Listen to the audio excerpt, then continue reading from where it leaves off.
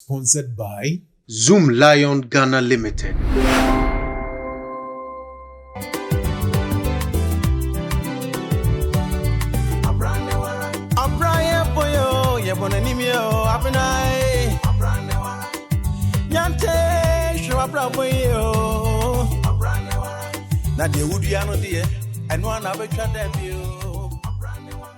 And that's why na watch for Franya and Croponche Diampon. I yen fe time as so. Memo wakwa baba brani wa jumedie so. And that's why be dia shia na ya twetwe enkomo. Na wonim se jumedie sonko enti se ya boa fo sonko bia daroma. And na waboa so ya sinema na watwe bia ye de brewo. Pivot mother care. Awofo apemfo ni abatan fie ni ho Kingdom Books and Stationery Limited enkra no suku hunsem ebetimi akoso any learning material ope papa na ne border form a eye Kingdom Books and Stationery Limited omuna ubetimi enya saade nyina bi ewo won ho Ecofa ono so office equipment bia ubenya bi ewo no ho companies ahodo amope overall eye Ecofa Company Limited ono ene bema mo overall ni bi se wutu kwan ekọ krobia so na nkoto nioma na pese odi bagana memu ha fra ulink number ne gu ho no omo de beba sesia ma contembrantem unkom bedru na oniema no so abedru ebo no so eye unya shortage bia ulink nko an betime di sa adwumadie na ma kan kane wo mo a wo mo kofa niema wo Dubai de mo atwadi kra ulink betime aboa mo contembrantem ebetumi akoso kwanso kuse bibia betumi akona bekwa bedru fia na kire se battery papa bi si uka ne so eye Pelado Motors eho na obenya battery brand bia wo pe lubricants ahodo ayedugu ka mu eye Pelado Motors ai ono na obema obie Pelado so the number na egu ho no mu betumi afre no we mu eni aboafo nkaye bi ya jefanko ka ho bi ena abo aso yasene na edi obrani wa jumadi ebrewo na watwibia. My motivational message of the week says, stop wishing and start doing. Stop wishing and start doing. Remember, action they say speaks louder than words. Start taking steps, and each step you take will draw you closer to your destiny. Michiremu eba ya kanka semua wasi jai minyayanka no ne frase etu anamom na namontuo wa hoden anamontuo mu wankasa ye chen kasa hunu na wo kan wa no keke no anamom bia wo betu bia no kakra edo be ben wada ye son no ho nti maame jai kasa mfa wo san hye wo dem refamu na tu anamom ye bribi eno nko an na betimi aboa ewo obra kwantu yimu motivational message session yi Pivot mother care na so asene a ye de brewo ye kwa akodan ye ho ne atonkra basesie yi samunim se na wotwe bia obrane wa adwumadie so ye mamo surprises and then so I have a surprise for you semeka se obra jemiso obabi a wo bia se anyway. There is 1 million excitement in the air, and Sapper just tapped into the mood with his share of waste bin from the 1 million waste bin project. The waste bins are free. You would, however, be required to pay a token as a registration fee at the point of registration and a monthly subscription fee as communicated by your service provider. Payment for such services can be done through mobile cash short code *887*87# or through all Ecobank branches and payment platforms nationwide. With the 1 million waste bin project, you would enjoy improved solid waste collection, easy access to complaint services, quick response to complaint, easy and convenient means of payment. Obabia ni gie eni so benyin sen na wabu asunjie mu na sabo frani nya bedruwia na ni gie aba aha ye Pivot mother care emofra abatan eni apimfo fie ni ha se wo pe post and antenatal items a Pivot mother care ye the right place me say se wo nya bedru ha unhu ne wontompo eni Yomani, baby foods ahodo, baby diapers and wipes, and for adult diapers. Pivas mother care will be, or what if Yabo Fryer one in there, and it could see 14 years Honyoma. Wow, Shabo Frey Honiata, dear. No, car seats, baby walkers, swings, any baby bouncers, and a baby toys. And yen now a Pivas mother care. Ube Pivas mother care what tema motorway bypass na Eco Community 18 no. Would send if I so paid. Adentan so our housing down quine move. Pivas mother care. A mother's choice, a baby's joy. Fred 0244 296025. Welcome to a whole new world of Kingdom Books and Stationery Limited. Here, we give you the best experience when you shop for all your stationery needs. From storybooks, colors, notebooks, calculators, office and home furniture, to conference chairs, we have it all. Our exclusive showrooms and range of products make us the best books and stationery shop in Ghana. Just walk into any of our showrooms across the nation and feel the difference. Contact us on 0501 401 050 and 0244 311 955 or visit our head office at Usula Road, Akwaje Junction, Accra. Check us online on www.kingdomgh.com. Kingdom Books and Stationery Limited. Quality is our hallmark. Yeda ya bo afuase so ya cinema na otwibia ye betena sedi obrani wa jumedie ebrewo eneso so ya tena sebio memo wakwa baba obrani wa jumedie so ye commercial break ni mihye wo bosenne ye guesta medene ba no oye sronko kra oye maame ni munyamfo ho fefo na ye ntimi nka Ghana sinitwa adwuma na ye mfa ne din emehim anokwasem ni wo ya ade o free ase na odi free bibi man concert party eno na odi free ase didi mu kakra sa industry wa wo mu 20 good years ibusa na was wo se wanya ekomi baako na ye ne ye maame no ba betwetwe enkomo wo maye fansem bo bebia wo bia bonsem kakra ma no wate no sensem bo e maye maame Miriam sadi ne shada kamu Akyere donko basini mu di obi anim se efre no aye Akyere Buruwaa maame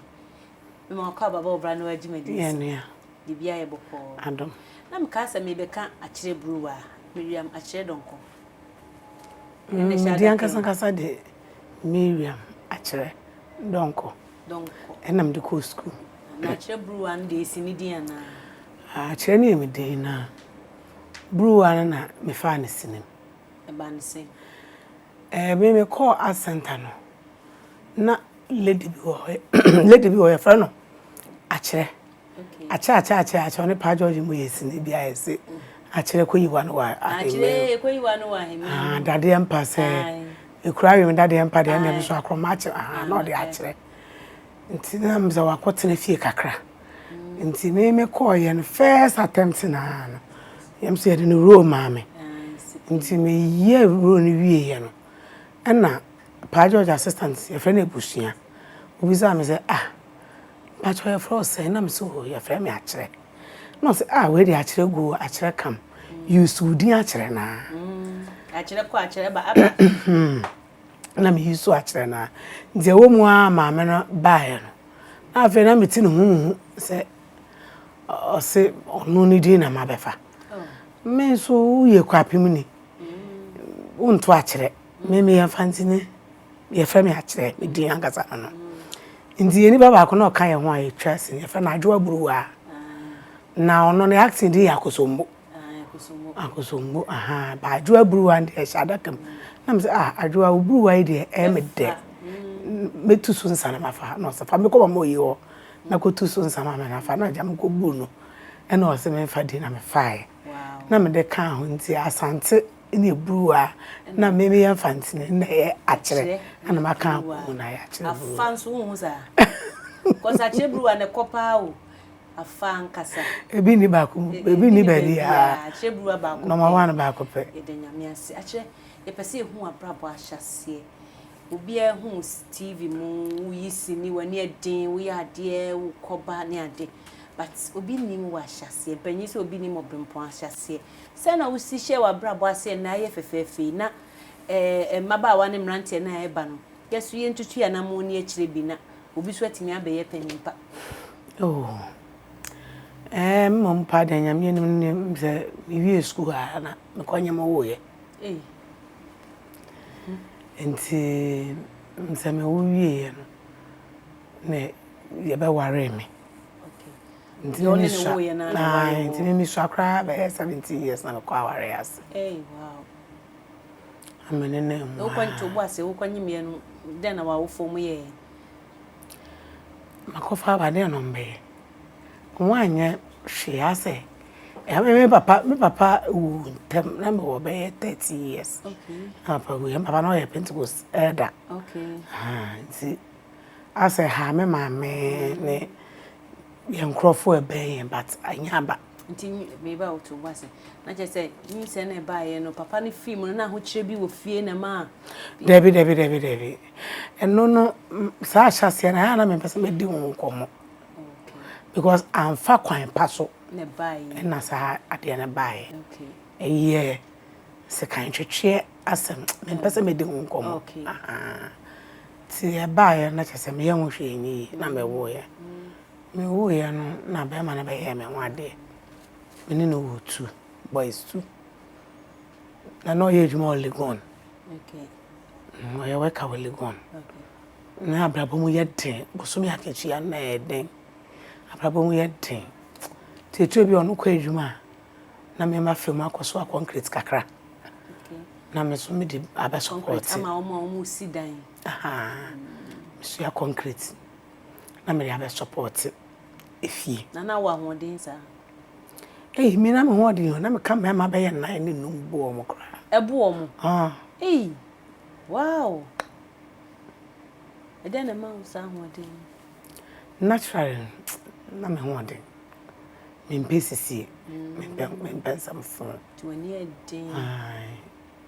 but me nkasa me nyobi a me pe kasa bebre but wo ya ade na ha me a me sabe kosisi a me kasa ndoso me nyiri momu na me nyiri momu na ase ma jona me sonde na wani so shi tu ko so concrete and be support be man na be support kakra krasa afedu be bi no na me nya bi nye ne ade tunton ne ma bebre ebi ni de hen ye pese hu enkate bowie obowie enkate ye ban pa anua na ya pai maton akutu anka e won kran ha Madina ene ye wo menti na wa na mtena ko school me nyini wo Madina Reese chese ma ye nyuma bebre ma brankasa adeton ma ton ne ma chese ma chigbo foot aton ma ton tomatoes ma titi nkatie ma ton jende e wo tudu debi o me ba o wadaroma on se o kasa no se wabre sa ne ma ya wo se watuntun sa abre ya ye kasa obi kura da so eti ho a enu bi na oton o hunu se eno no eyebre o bre na wabre no e se o kire ma ye hu ko bi ana de ye o bre no so ye luxury kura ma obi nti me bra ma bre ne se edu ba bi kura na me ton tomatoes na be ye ka sa se me nka ho ba bi ada e ye ka nti ye sori ahomache ye kwa kofa tomatoes no awo na de tomatoes ne ba o mu twemu na o ma be fa dome na ya tobi ya jibi ni ya ton enyumbe na o ma be jiska awo a oni ba bia na se obi afa kira ko kacha se sesa we o ta ho ntua ntimema no sada na mere ho papa me obi ayi ni de wi a me so me yi me de na ma me sam se o sika we na so na se ya ton wi a na do se de me jiska ti ho no me hu se obi aka bi ya na tomatoes no yesa so be miensa emu asem de me nka enne sa nkrofo ni na nti ase tomatoes ni me fa adaka ba ko a ebedi na wotwe na de bia na me yi mboboye ensa enso obi tumi ton adaka nan adaka num dako wow enti mabra ma abotre nse wo de ni de si ho ase sebi o nwa san na etu yes batabotre ene se wan pentam wo sika ho a sata na menim hwe e de wo wie nkunim de pa na me didi mu saa kakra saa na me hule de bi ya fa na ama part ana o se ye kweyi wa pred na ko hia no na ye didi nkoma no so o ye concert wonam so me ni je ho me nkwala bremu na me start acting no Sunday school nti on fa me enkomeye o so betumi aye me say I me ni je ho no kire me say member art center na me nti mbo say me wo art center no kire me days o mu hia Mondays me ko na ko hu pa George na pa George simi to meeting san on fa me no fa me ti me start acting na kakra but edu ba bi am to kwatra do me na me kunu mpa adwuma no acting na wo and then na man mpa wo am to me kire o se ne as a artist e mobrapa okay me wo kunu nti me hwem na me ntina do me dwom na me nton na ade okay no stress obi beje wa free ni nsema na oh me de se me nya sa basa me tama me see so abe 18 20 years ne 25 me now for agi omo ni omo bob branca sa be na me meti aware ase o am e komeni nti life ben ana wan na pe me matete obi de no bi pe na wani ni ho wo mitini me a etesem mefe asa ne madai miti enso na me ndai miti e wi ase abrobo etutu na sisim wow skakra ni ho a wo de betonku an ye ko feska wa ade mo meton ade no kura na ayeka na aye meka na me dimu kakra sa nti mi wi ame ho na me gya me ne ma na mo bi na ma center na me kuna aba am so be fa dwom no hu se me ni wa to am center bi wa no abegoro me kura my bro sister oba no be hu directors na no oba be hu director ni to de me sa na ma mi jai concert no kwatena fie anti me san aba bi mu no na me ko see one ice water bi nsem nti me fie bibi ma na me ko bom kasa na me wo na me wa na me de be pie danfo bi yo so krisafo okay ene danfo bi na tete me kire me secret kire me say yesi ejina camera nim ene say our gestures ene facial expressions do na me flow concert ninti na me act ya me flow but na aka ene man ketenkete bi a wo de be ka ho act ninti so krisafo na kire me na me de mu ana de abedu baby amedu ye danyame ase se mi sa de wako wachi kakra de nyame de wabeduri ni ne wo kanyina yenim wawofo hwan no mne wawofo me wa 13 years na papa ka baby e fa na dadonko elda John kop na donko okay tete fondo mu no na maame de oti ase e fra no Lydia donko okay o papa e free mo no ye pese wo ka ho hardships ne kakra kire ye den na wo hu ye na wo suade but me sure say wo be kai bibi kakra wo se na yesua me yesua ye me am ye peni na me wo 13 na last one 6 years yes na maame to pan no na papa so ye me esi adwuma na osan ye we osan ye semina okay ndi papa wu ye na maame be fa sa adwuma no na oye fantedoko no oye semina osan so to ne pan no nti sa ho kire bi wo ho a eye maame na face sa ho kire because said na so oba tan hwe ne ma bia no oye edu hwe nti me hu an ho kire akosi time a ne pan no ne semina no wan ton bi ye papa ho no ne susu na ton semina me maame so ne ton semina okay ye ton semina sa ton pan no e maame kura na ekire no me be ton pan no kakra on my own okay nti sa ho kire bi wo ho a eye time a papa ni free mo me nyinsa ye no mu no na sa ahokere no start because maame say makwanye me dia me kunu hwe me tutu ko be man ho da bi me wu wie no be ye me wade no tukota ne chei wona ahokere no start free wow nti wo ka be si ba bi a wo ko hia wo se danfo bi Ni so Christopher. Any secret no mudi wura sini adwuma ni mu. Na acting no kom na onya bi ye. Un say wo ka concert na say in movies and kasa. Debi. So concert ni da fu bi no mo concert mu na movie ni mu. Omo ye movies e ko ye no. No what say good. Nti ye asa nti du ba bi no na afi no mu twa no mo to mo no mu di twa ya nti du ba bi na besa metra matabam matabam mo na me amefa aka Kumase am ko pe ejuma ne bi ko si kalmode so na me ni na wadanfo bi o na danfo bi yi ni ko no shop wo e wo Kumase na me ko si no so nti me ko si no so me ko si a one Batman nti Batman ni pa me ko si no so a ase no high single room and on it lewe na team and I'm so ka ho ene he me nsa na yet single room dan ba kun woni mema no me mema tina wa dware mu ni wa ho sese mu te sei me nkwala bre mu na me pe me magro che magro okay me school na no me ne mema no vibe chance me ne emba di agro ni be na ma wo ntem no me wie school na me ni be makra wow tina mo ti dan ba kun how were you coping be okay na baby am my nduru me ba peni wo enyini e wo ekeka 32 years me sha me draw some na mo am show bi akra am fere lewen kakra akwajo na ye concert na say bi am nya dan ya me tumi dan no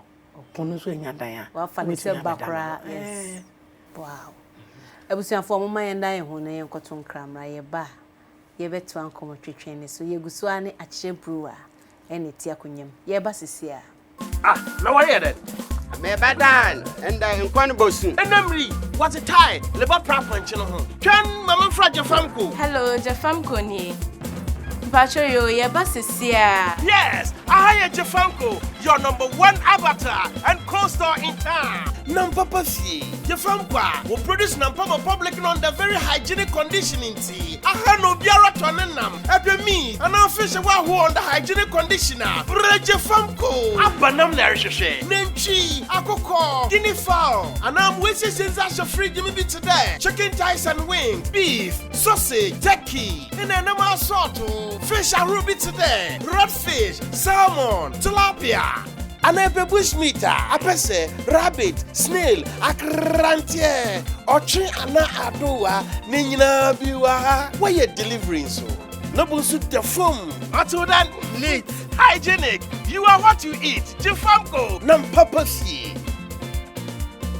There is 1 million excitement in the air, and Sape just tapped into the mood with his share of waste bin from the 1 million waste bin project. The waste bins are free. You would, however, be required to pay a token as a registration fee at the point of registration and a monthly subscription fee as communicated by your service provider. Payment for such services can be done through mobile cash short code *887*87# or through all Ecobank branches and payment platforms nationwide. With the 1 million waste bin project, you would enjoy improved solid waste collection, easy access to complaint services, quick response to complaint, easy and convenient means of payment.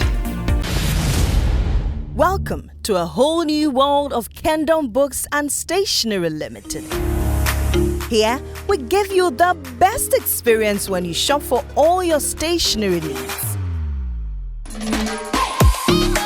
From storybooks, colours, notebooks, calculators, office and home furniture to conference chairs, we have it all. Our exclusive showrooms and range of products make us the best books and stationery shop in Ghana. Just walk into any of our showrooms across the nation and feel the difference. Contact us on 0501 401 050 and 0244 311 955 or visit our head office at Usula Road, Akwaje Junction, Accra. Check us online on www.kingdomgh.com. Kingdom Books and Stationery Limited. Quality is our hallmark. Memo akwa babiomba obrane wa adwumadi so yeguso ne ye maame ye nua ba ene yade nyina eye Akyere Buruwaa saa ne nyina ya frɛ na na aka honti ne di a chada kampa wonim so de Miriam de Akyere Buruwaa na ye ne no etwetwe nkomo sister Miriam we am macho no de ye chada kam wo Akyere school for penelim enkomo no ye me de but me pese ye buy a chikakra. Sata manamo ye concert party in Pa George no time no. Any ene so ye ben ne wom because me nim se concert party no kodru ya kasa opese o ya ni ama role player na se sen na net ye. Enye no kre concert no ebrewum Sa wo. Utumi be kwa rehearsals be 3 months 4 months. Na unya binye. Enye se unya binye na de no unya rehearsals ma en kokwa wa. Uye na ekoye ma na yeye. What you say? Na no ya na ma script. Yeah, my script. Na mo ye ne den. Paper no kita director ne se de kita we yai. Na wa kire we be. Na se wa chie gu trim na edu ru so anu akoye. Edu we ru so anu akoye. Nti e be ya go se ya no be kokwa so. Na afi na ya bomu aye. Na afi the time ato ho. Na ya ye bia. Ye ma 40 minutes ye nye nwie. Nti se ya no kokwa so a na afi ye de si abontin. Satan dia na ne mama ho de mama de ye because Satan me kai say na TV nye common say YouTube ni ade na ni ho adwuma no ase ope ana do ho akohyem nti kwan bia obefa so a ebe fa ma ono e wo se o fa so ma ne fa ma o me kansa na me kase ye rehearsals wan kwa obi ba ye nti de bia se hokọ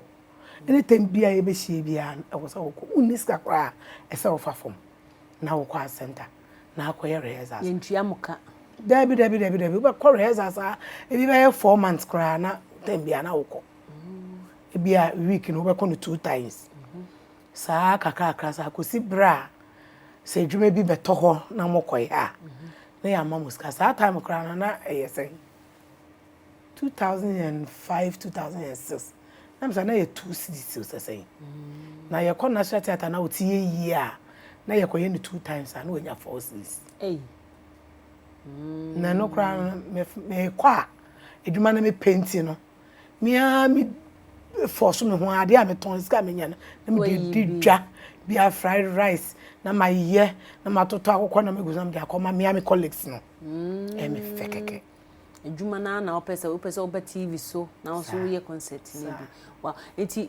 na etimi ba se mukọ ba bia mukoda ma de achi na se rehearsal de na ukoba da bia rehearsal se de na yekoba but wo mu na yenya program bi se yakọ akobo a ebi wo ha ye trek normal concert ya na titifo ye you are na trek ye de a yetumi ko bia be 2 weeks 1 month 3 weeks na afi ne ye be fi satam na hwan na we kire ohwe wo manama ho me ma no na me ma wo ma ja wo ma me na me nam edwuma ne nti so ma me atiase di wo na de akora na atiase akora me dem fa ho be ade na ye me da na me di ekire nti do bia be ka ni nta wa hwe nkora no mba basa nti ye de tutu na yi die hu na chese no na mo bre ansa na watimi anya role kra play na ene die no so etisen sesia mo mpa de adwuma no eda form na previous na ye no eno so obem na wo ye good a enche na wo ko wonim ba wo ye good a wetumi hia director bi ebia bibia ewo mu ntam nti ende mi ntumi nkyere obe pushi wa but enfa say nya director na ekoto sini na akoto na dem akofre because unye good eh audience na ekoto na won akofre and we good a edina na de ekobe bia yeton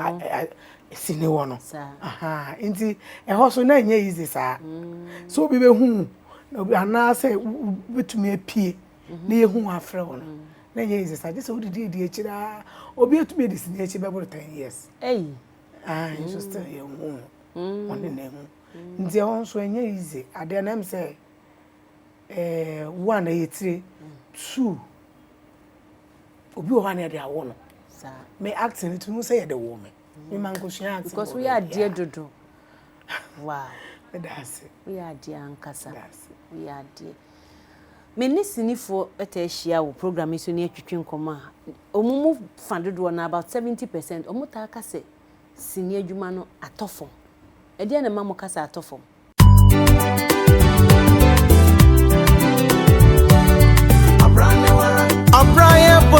ye bonanimio, Abena